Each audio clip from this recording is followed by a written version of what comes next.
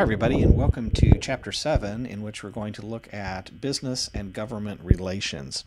We're going to look at the relationship between business and one of its most important stakeholders, the government. As per usual, let's review the learning objectives for Chapter 7. In Chapter 7 and the Week 7 material, we're going to make efforts to understand why sometimes governments and business collaborate and other times they work in opposition to one another. We're going to define the concept of public policy and the elements of the public policy process and what the role of business is in that. We're going to explain the reasons for regulation.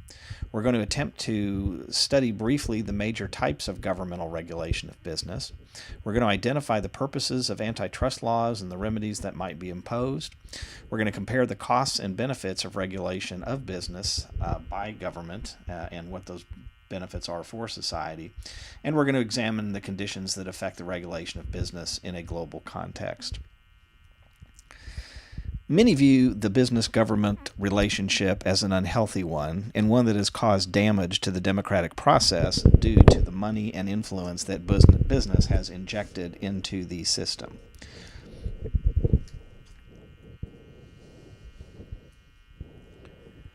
Government, at its most fundamental level, makes public policy. Public policy is an action, or in some cases, an inaction, which impacts wide groups of the citizenry. Think about tax policy, economic policy, environmental policy, healthcare policy, and the like. The process of making those laws, or not coming to a consensus at all, is public policy. Policy is developed through a process of inputs, getting the issue before the government, creating goals, creating tools to put those goals into effect, and then evaluating the outcome of those tools to see if, in fact, it solved the goal that was sought to be solved. Many times, after an issue is identified and an issue is quote-unquote solved, the realization occurs that there is some fine-tuning that needs to be done as well. For example, did the Affordable Health Care Act, which we've heard so much about, truly address issues related to health care? There are types of policies that are more important to business than other types of policies. The major types of policies that can impact business include the following: fiscal policy, which influences the economy through taxing and spending; monetary policy, which is policy where we attempt to influence the economy through the control of the supply and demand of currency, or the money supply; and then there's other policies such as industrial policies, trade policies, tax policies, product safety policies, things of that nature that can all have a wide and varied impact upon business. There are also social policies which can impact business as well. The regulation of business by the government has been a hot-button issue for years. If you read Adam Smith and his view of pure free market economies with the invisible hand operating to bring large numbers of buyers and sellers together, there is no discussion of regulation, there is no discussion of taxation. And so the idea that the government would inject these into the free market system is contrary to the thinking of a number of particularly conservative economists.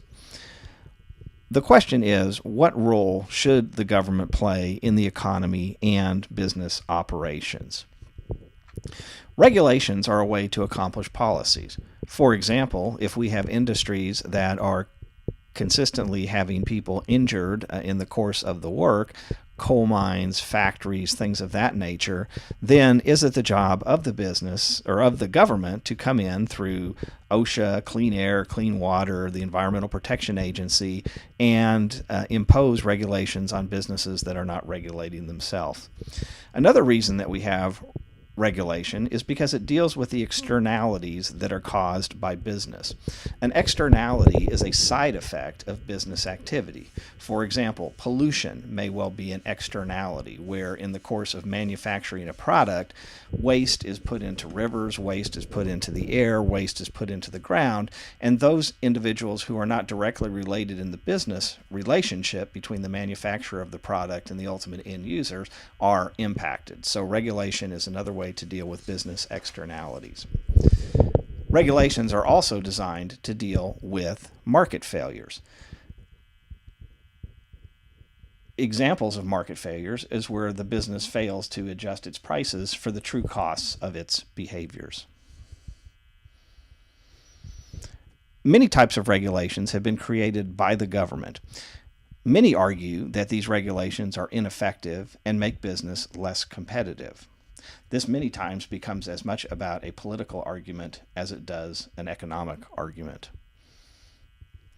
Antitrust regulation has been around since the late 1800s and strives to keep free markets free by preventing businesses from getting too large and chilling competition.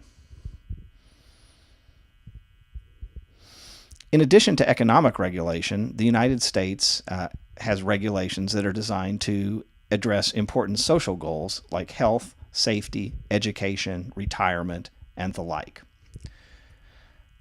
Slide 12 is what I affectionately refer to as the wheel of regulations, and is a good graphical depiction of many of the regulations that our government manages on a day-to-day basis.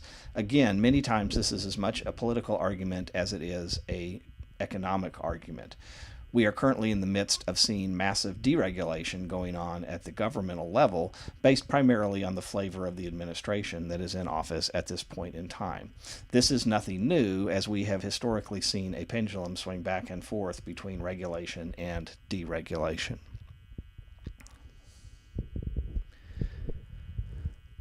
What are the effects of regulation?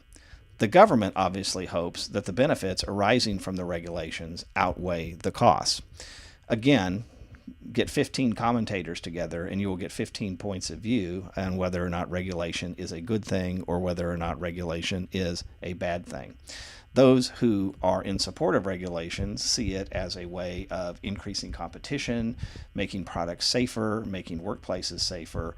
Those who are opposed to regulation see it as a artificial constraint upon the free market system that causes our businesses to become less competitive with other businesses that are not subject to such regulations. We are currently in a time of massive deregulation given the new administration. Again, one suspects that we will see this pendulum swing back again towards regulation, as it always seems to. Regulations across countries are extremely inconsistent, again, giving fodder to the argument that regulations make domestic companies uncompetitive, given that they are having to compete with companies that are uncompetitive. Again, a socially responsible corporation would, in theory, do the right thing without regulation, but I will leave it to you to decide whether, without these laws and constraints, business would act in ways that are most socially responsible.